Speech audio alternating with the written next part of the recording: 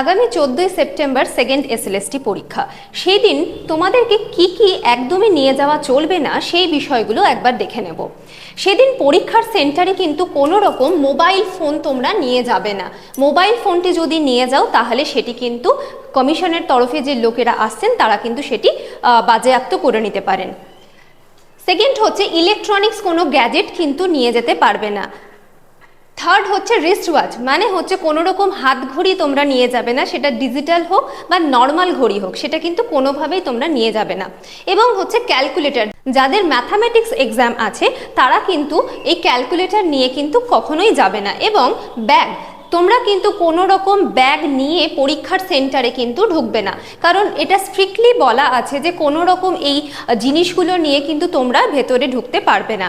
তাই তোমাদের পরীক্ষার জন্য আগাম শুভেচ্ছা রইল। সকলে খুব ভালো করে পরীক্ষা দাও। All the very best. Thank you.